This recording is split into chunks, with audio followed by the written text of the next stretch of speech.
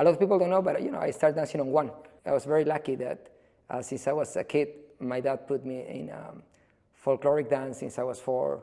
Well, I was broke, working 12 hours a day as a waiter. The following is a conversation with Adolfo Indacochea. Adolfo is a Peruvian professional dancer known for his heartfelt, energetic performances and charismatic demeanor both on and off the dance floor. He specializes in New York-style Mambo dancing. To date, he has had the opportunity to perform and teach people the art of dance all around the world. Adolfo's lifelong mission is to spread the beauty of Mambo worldwide and inspire the up-and-coming generations of Mambo dancers. Do you recall the first time when you actually saw salsa dancing? Yes. I do. Yes, live. Yes, definitely. Do you remember when it was? Yes, it was LA. It was LA 2000. In the first beginning of 2000. Probably between 2000 2002. I saw them. They were in LA doing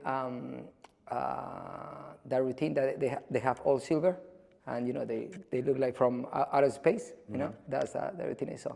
That's amazing. Yes. Do you remember how you felt or what you felt? Yeah. I mean, it was totally something new, something different.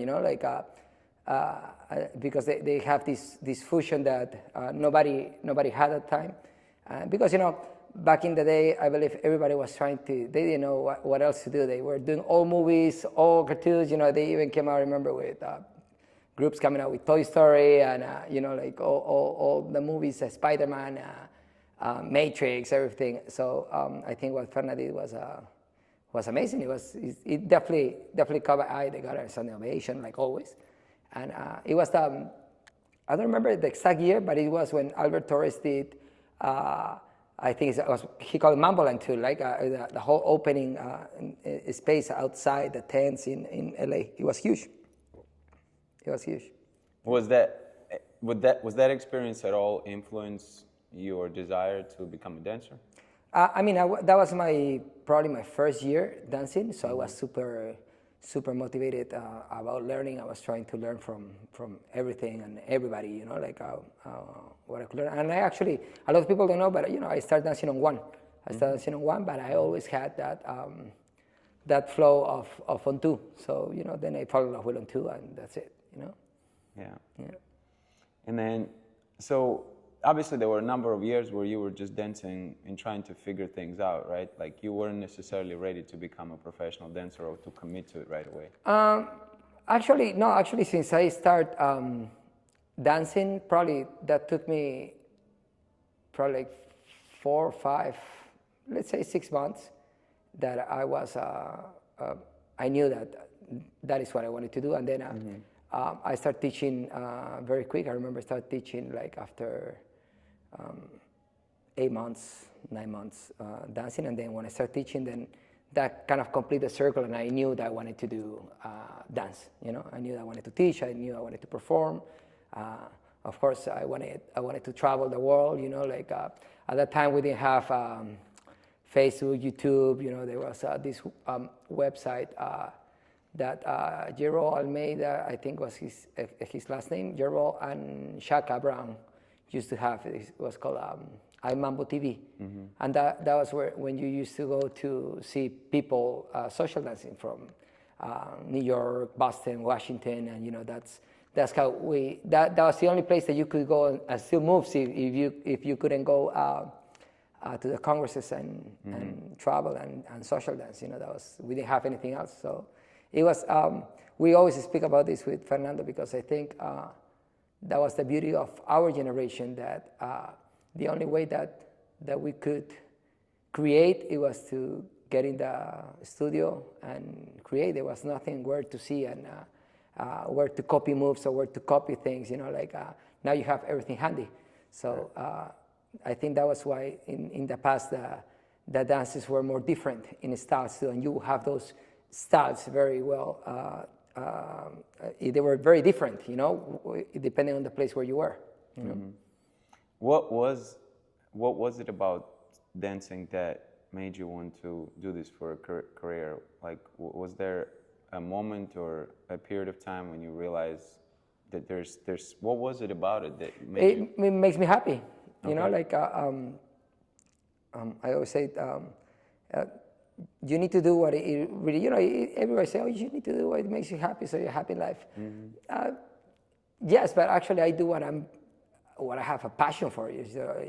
That's what I do for a living, my passion. So, you know, it was very easy to realize that it was what I wanted to do, and the way that dance made me feel, the way that teaching makes me feel, what, you know, giving to people, that fills me, you know, like teaching and performing and inspire other dancers. I think that really fills me, and, you know, I'm very passionate about it, you know, so it's easy, you know, it's Right. easy to do that, yes. Doesn't feel like a job necessarily. No, it's yeah, of course you have good moments, bad moments, Right. tough decisions to make, risk times, everything, but, you know, that's when you grow, when you risk, you know, when you risk, when you going forward when everything's good is easy for anybody. Moving forward when things are against, you know, that's a bit tougher, but that's, I believe, where really you have growth, you know, in those moments. So you said 5 to 6 months before you start teaching, right? Yeah. Something like that. Yeah. That's a relatively short period of time. Yeah. Right. So you picked it up very quickly. It sounds Oh like. yeah, I pick it up very quick. Yeah. Was it a certain methodology that you were learning from your teachers, or how did you do it so quickly? Well, I had a great teacher, Adrian Arellano from Mexico. He's a great Mexican dancer. He was a great teacher. But I think it was just luck that I was very lucky that since I was a kid, my dad put me in folkloric dance since I was 4, and then he forced me to play piano, guitar, and the flute. I played, I think, like for 8 years, something like that. And then I did karate for other 10 years, if I'm not mistaken. And I played soccer for many years too. So all those things, without wanting to, it's, you know, prepare me for dance. You know, music-wise, I was very aware of the instrument. It was very easy for me to pick up the, you know, like most people has problems to pick up the timing. For me, it was like very, very easy to, I had rhythm. And then karate, you know, kata is a dance, you know, so it gives you that sharpness. So I was very quick at picking up a step or pay attention to the details. So and to fix myself. So, you know, like everything prepared me for that without knowing. You know, so I think that was why when I started dancing, everything came like right away. You know. I see. So it was one of those things to where you didn't feel like you had to learn how to ride a bike, so to speak. Exactly. You already kind of rode the bike before, and now you were improving. Right? Yeah, and then, you know, in Peru, you know, like Peru is a country that is 100% salsero. So, you know, since I was very little, always Zona La Matancera, Tito Puente, Celia Cruz. So you see a Peruvian, you know, you put some salsa, and you see, even if he doesn't dance, you see them moving, and you see the flavor, you know. So it's natural. Let's say it's street salsa, you know. Yeah. So you were in Peru, then you moved to Mexico for school, Yeah. right? And then you came to New York afterwards, right? Oh, correct. Yeah. Well, first I passed by Texas, Okay. Houston, Okay. San Antonio, Houston, and then New York. Okay. And then you came to New York because you wanted to do dancing for career, Yes. right? Yeah. That definitely. I had in my mind to maybe in 6-8 years dance with Eddie. You know, that was my plan. So how was that period of time when you came to New York? What was it like? Well, I was broke, working 12 hours a day as a waiter. And then also I switched jobs to carry boxes and taking supplies to different floors at a nursing home. So in the you know, purchasing and receiving department. And you know, I was dancing with Eddie, but you know, he used to give me some privates with the students, so that was another way to make money. And you know, little by little, things start becoming better. Start getting more into dance, and then you know, Eddie always pushed me to allow me to to travel by myself when they start offering me, and it was nice. You know, it was a smooth transition. It took like a year or so to do that transition full into dance. Yeah. And what you appreciate the most about being part of his team? Oh, you know, like he taught me a profession. You know, like everything I do, I can give my families because of what he taught me. You know, and I didn't pay no $1. You know, like it was a free career. Let's put it that way. Yeah. And you know, like of course I was like a sponge. You know, when I was with him, and you know, I'm always going to be thankful for that. You know, I think it's amazing how other people can inspire you, and then that's what I'm trying to do with my dancers too. You know, passing the torch. Yeah. Yes.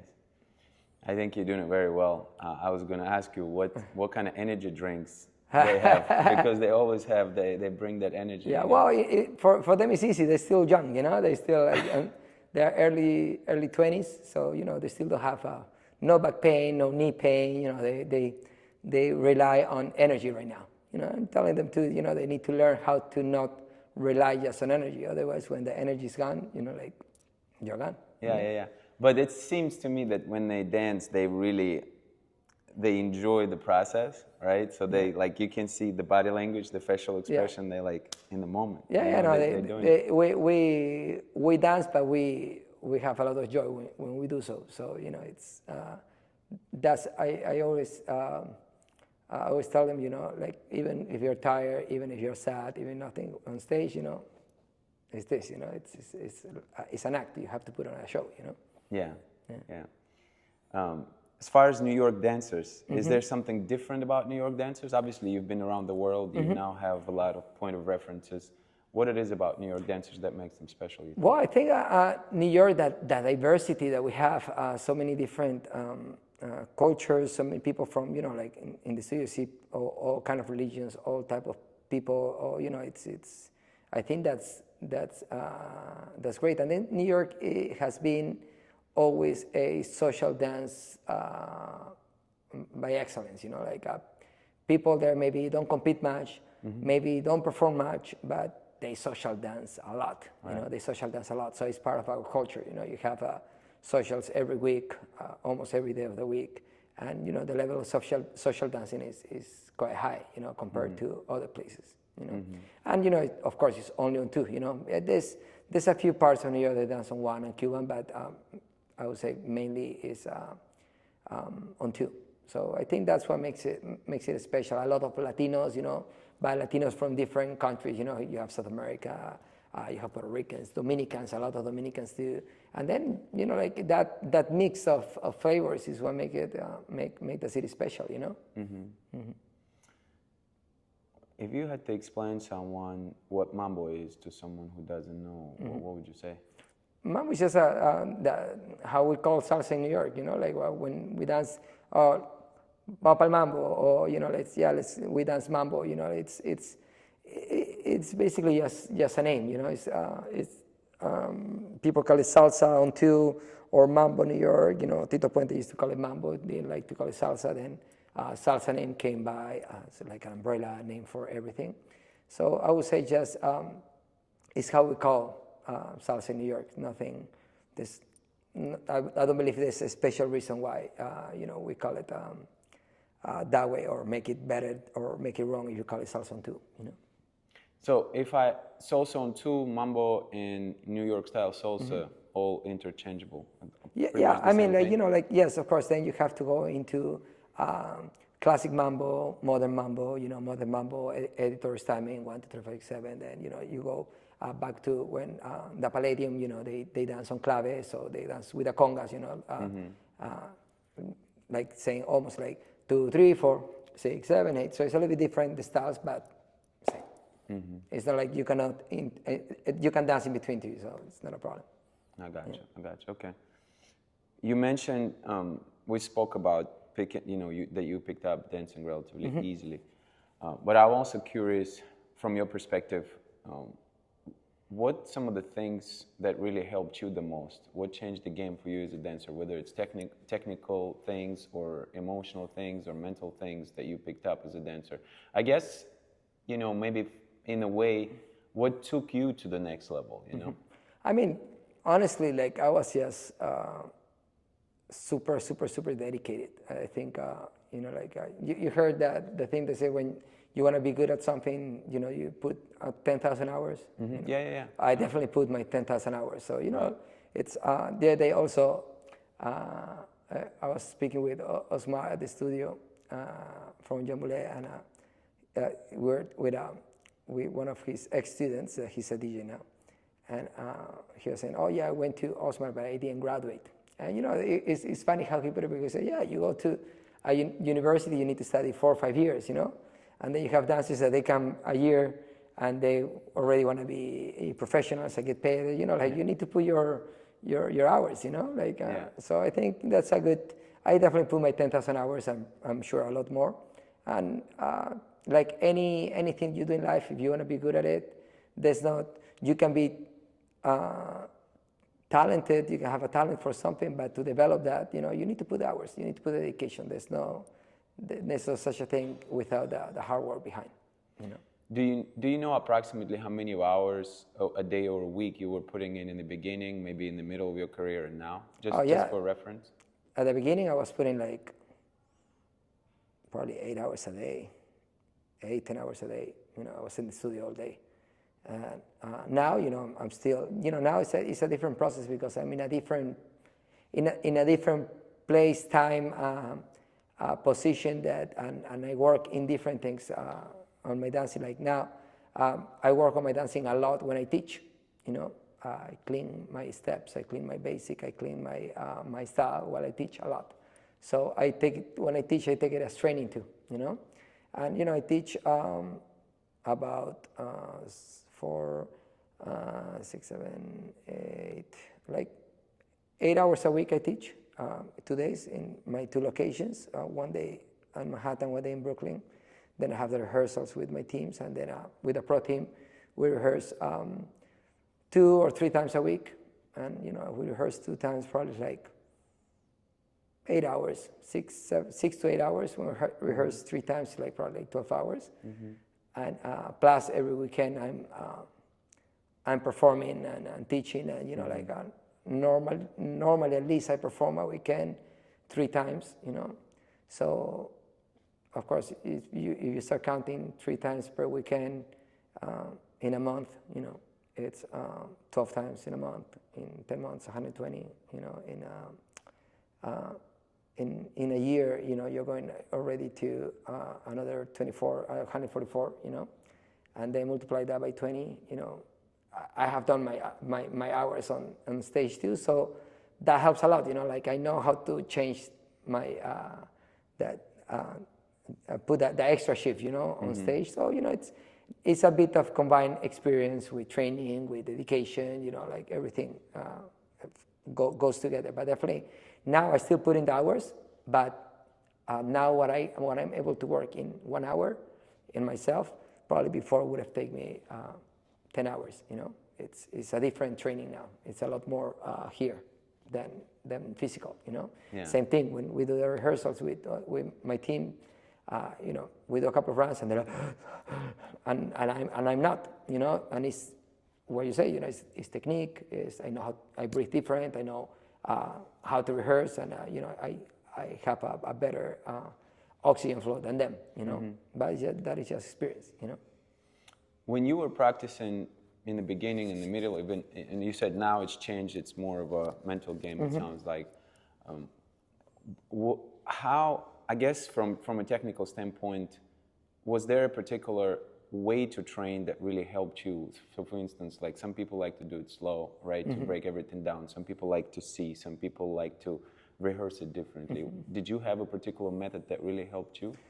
No, I normally would start always going over the routine without music, just a couple of times, just to warm up, and then music and music and music and music and music and get it done. You know, I don't like to stop in the middle of the routine unless you know, something like you really need to stop. Otherwise, I don't like to stop even mistakes. Keep going, because that's what happened on stage. You know, the stage is never perfect, but you know, when you get used to it, then you know, even people don't see it sometimes. You know. Yeah, yeah. Do you recall the time, how long it took you to not think about the steps anymore? I'm assuming you're not thinking about the steps anymore because it's automatic now, right?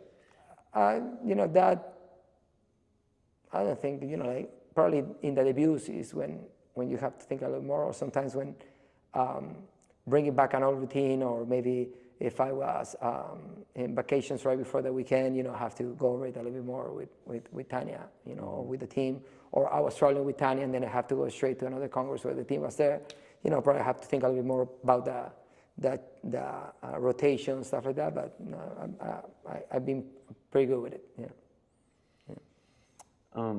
Besides work ethic, obviously you talked about that, what else, in your opinion, separates a good dancer from a great dancer? Definitely the condition that you put, the attitude that you put when you go on stage, you know, talking about performer, you know.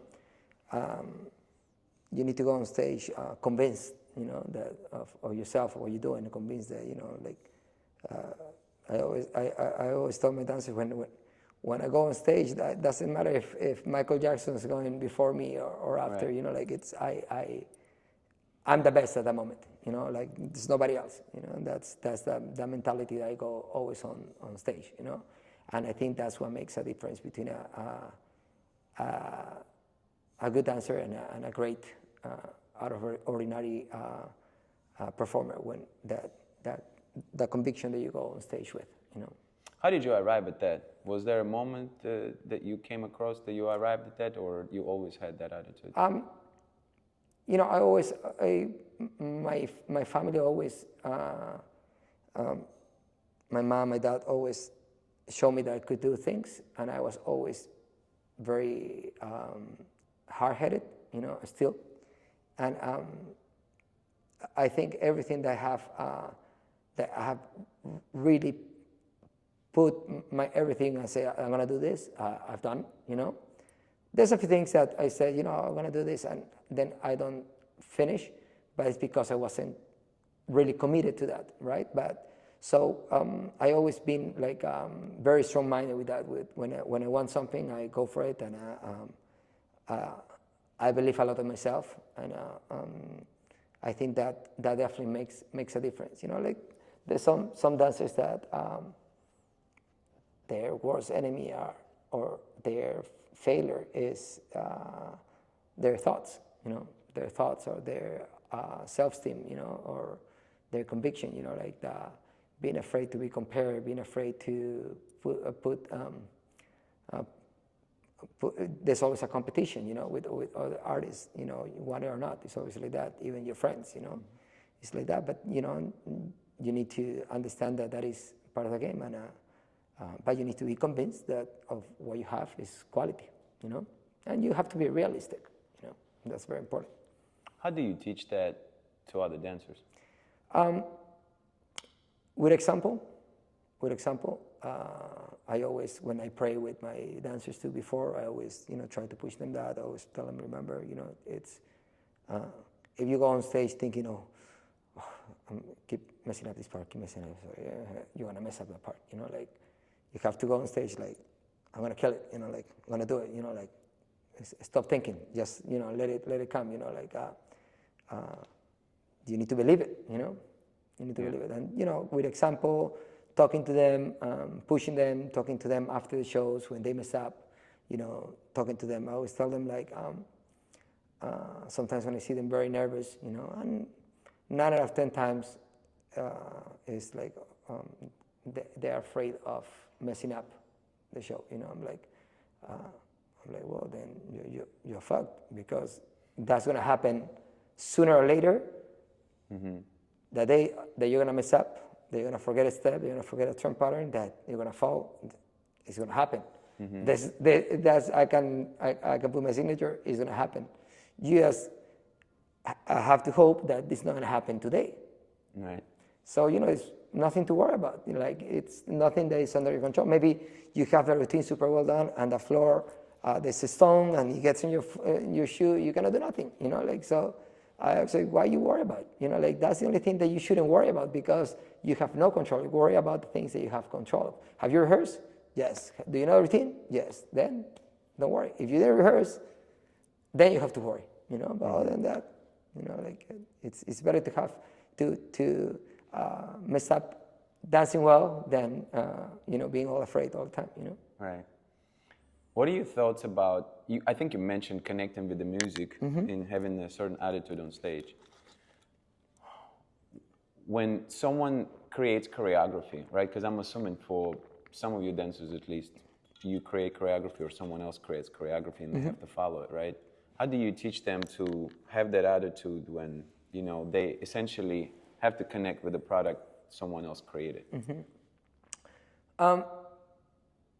The thing is that with my dancers, it's easy because people that is with me, my dance, my pro team or one of my teams is because they really like the style. They really like that Mambo-ish, So they connect already with the music. I see. So I don't have people there that maybe don't like the type of music or don't like the style that we do. It's the pro team. It's all heavy duty salseros and mamberos. So it's easy. They like the style. That you see, my guys, the gentlemen, everybody's into the like mambo. So it's easy.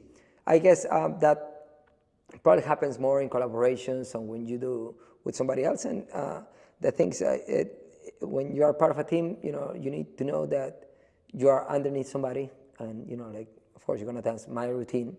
And if you don't like it, the door is there. Like it's nothing I can really do for you. If you come and you see that it's not for you, it's not for you. But probably what I would tell you is, yes, I try to make them understand what I'm trying to do with the music, how I want them to interpret the music.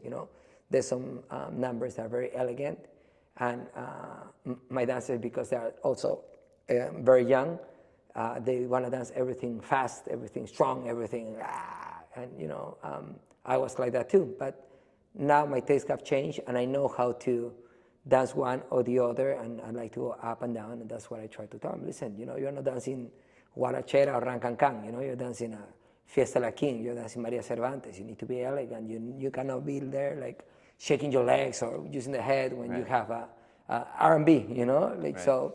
That's what I try to work with them, trying to understand that even that we are just one style, New York style salsa, the performance have different shades, different interpretations, and that's what people need to see. The number from yesterday was very different from the one Friday. It's a different. Yesterday was like take me back to the 50s, and the one on Friday was more. Kind of like modern mambo, so it has different flows. Do you recall the hardest time you've had as a dancer, whether it's because of personal circumstances or anything else that really tested your resolve with dancing in your career? Yeah, sometimes people can be hurtful, So and there was time that that probably I let that get into my head, most likely a little bit of ego, ego that I have in myself, and ego is something that destroys you, and then the fact that to hear things that people may say that they're not true about you, or that you say, why does you are friends, but then like at the end of the day, it's just people talking, and if you waste your energy, paying attention to what people think of you without knowing you, or what people talk about you, you're gonna be depressed, And so it was a point that I was like, you know what? I don't care what people can say or not, and most of the time, comments always comes from. Dances that they were and they're not anymore, or dances that they were doing and they're not doing anymore, or people that is just not professional at the level that I am, and that they would like to, but they can't. And I always say, everybody can do it, but you have to put the work.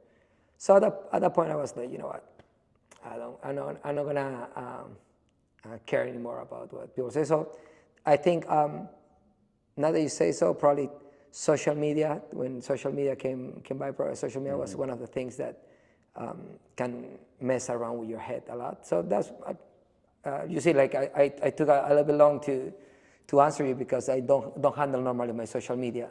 Sometimes the person that handles my social media, you have a message, and they let me know. I try not to read comments or stuff like that, because even if you don't want to, if you start reading just bad things, you're gonna start letting it affect you. So just that. But besides that, I think I always move forward. That's my thing. Regardless of what happens, you need to keep going forward until I decide that I want to stop and do something else, or do a change in my career, because I know they're gonna keep doing this. But probably I'm sure that time will get for me too, when I have to say I'm retiring. Right. Yeah. Right. Knowing what you know now, what advice would you give to younger Adolfo who was just getting started? Use more your head, in the sense that when you're young and living that rock star life, you lose track a little bit of the important things in life, and you give importance to a lot of people that that you think everybody's your best friends, and I think my family, I would have said stay more connected to my family. That would have been the advice, for whoever is young and starting with this. Do it, but always try to keep that close relationship with your family, because at the end of the day, those are the ones that are going to be there, regardless. Regardless what happened, they're always going to be there. If we take a look at 3 disciplines: performance, social dancing, and teaching, do you lean towards one more heavily than another? I think I'm very lucky that I love the 3 of them. The only thing is that social dancing sometimes is a bit hard for me, not because of people, but because I have a taste with music. I listen a lot of salsa, so I think I have a good ear for salsa music, and I think many congresses, they bring too many DJs. DJs say something that DJs offer a lot. I want to come here and play. I come out here and play, and a lot of people don't. I don't think they understand. Some promoters don't understand how important is a DJ, and they just bring DJs and they just put DJs to put DJs. And I think that DJs should be probably your best personal selection. You need to be very careful, because those are the ones that are going to keep the party going. And for the artists, somebody like me, I need good music. If I don't have good music and I'm dancing, I hate it. I hate it, because yes, I'm not feeling it. It feels like work. Right. Yeah, right. It feels like work. Yeah, just that. But other than that, I love all of them. I'm good at all of them.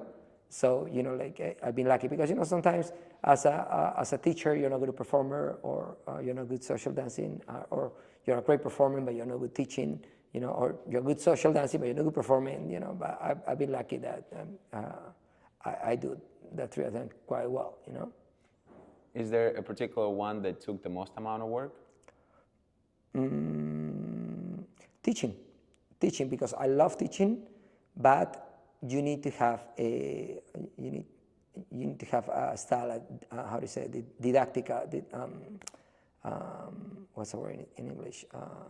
Like a format. You need to know how to teach beginners, how to teach advanced, and like at the beginning, I think it's what took me the most, how to be good at teach beginners. But now I'm very good at it. Like I can get people dancing in 5 minutes and doing their basic, even if they have never ever danced.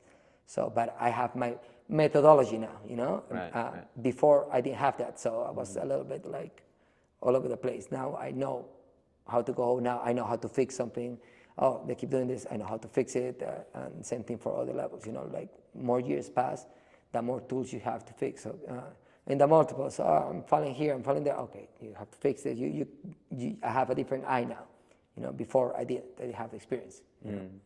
Speaking of beginners, besides practice and hard work, obviously we talked about that already, but is there any advice that you would give from your perspective to beginners who are getting started? Social dance as much as you can.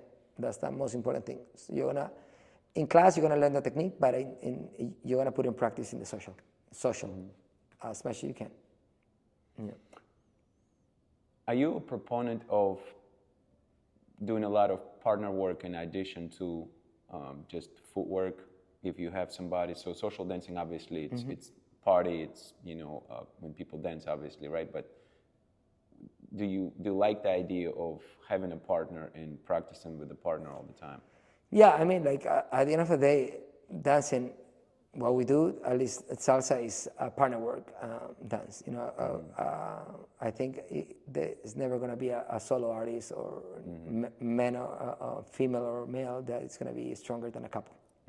So, you know, I would say that now there's a lot of solo artists. You know, everybody want to perform by themselves, and most of the time when they go into partner work, they're really bad at partner work. So the level of shines is here, partner is here, but because it's not easy. You know, you need to put the time. Already putting the time for yourself is hard when you have to do it in two and get together, and it's difficult. You know.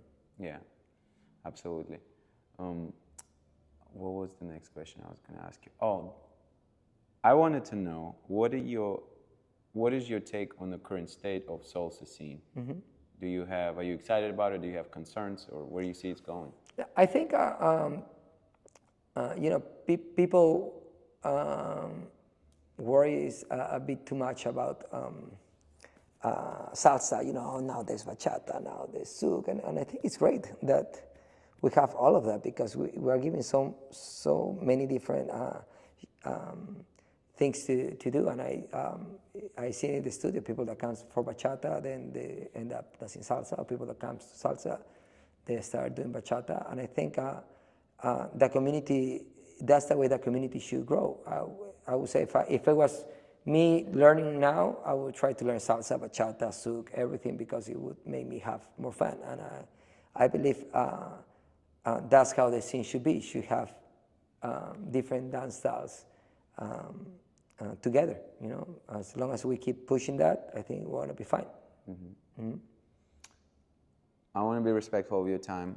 We went a little bit over. I really appreciate that. My pleasure. Is there anything else you would like to add in closing? You know, I would say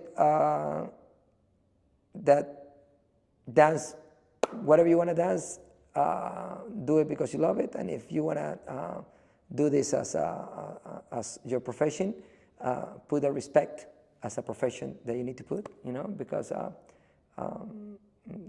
there's many dancers in the new generation that want to do this for a living, but the first thing you need to do is you need to respect that profession, you know, it's the only way that we're going to keep growing as a community. If we think bigger of salsa, bachata, souk, and not just like